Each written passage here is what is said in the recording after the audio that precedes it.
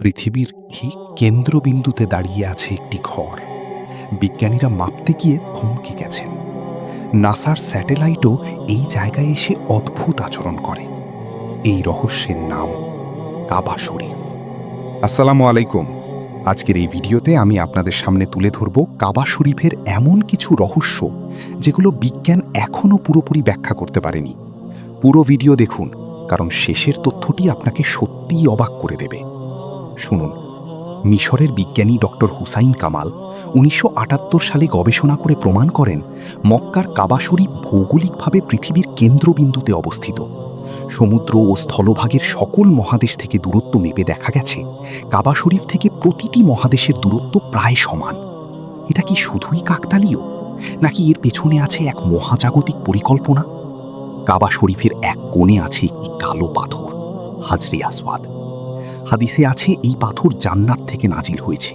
তখন এটি ছিল দুধের চেয়েও সাদা। মানুষের পাপের কারণে এটি কালো হয়ে গেছে।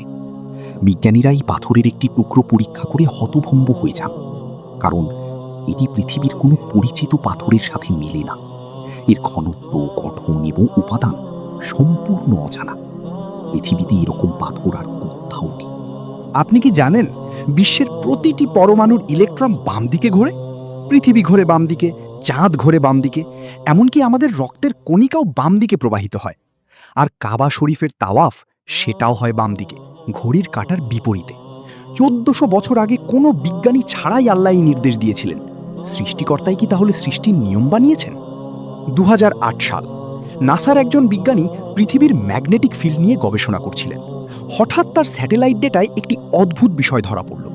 পৃথিবীর ম্যাগনেটিক ফিল্ড সবচেয়ে শক্তিশালী একটি নির্দিষ্ট বিন্দুতে। তিনি কোঅর্ডিনেট মিলিয়ে দেখলেন সেটি মক্কা। তিনি স্তব্ধ হয়ে গেলেন।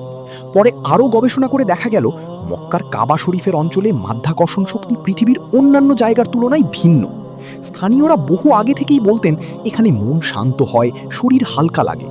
বিজ্ঞান এখন বুঝতে পারছে কেন। ডক্টর কিথ মুর, বিশ্বের অন্যতম সেরা ভ্রূণতত্ত্ববিদ, কানাডার এই অমুসলিম বিজ্ঞানী কোরআনের ভ্রূণ বিকাশ সংক্রান্ত আয়াত পড়ে হতবাক হয়ে যান। ১৪০০ বছর আগে যা বিজ্ঞান মাত্র গত শতকে আবিষ্কার করেছে তা কোরআনে সুস্পষ্টভাবে লেখা ছিল। তিনি বললেন এটি কোনো মানুষের লেখা হতে পারে না। সেই গবেষণা তাকে নিয়ে গিয়েছিল মক্কায়। কাবা শরীফের সামনে দাঁড়িয়ে তিনি বললেন, এই ঘরের সামনে দাঁড়িয়ে আমি অনুভব করলাম বিজ্ঞান এখানে শেষ হয় আর ঈমান শুরু হয়।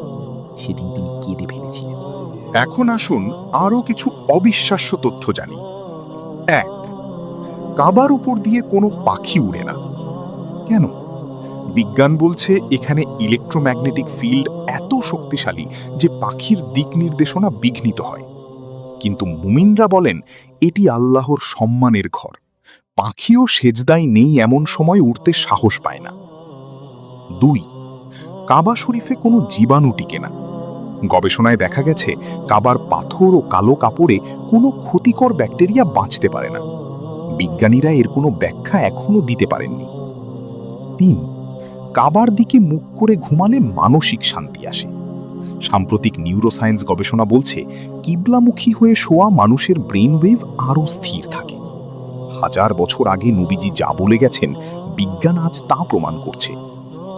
বন্ধুরা, বিজ্ঞান প্রতিদিন নতুন কিছু আবিষ্কার করছে, কিন্তু প্রতিটি আবিষ্কার কাবা শরীফের রহস্যকে আরও গভীর করে তুলছে।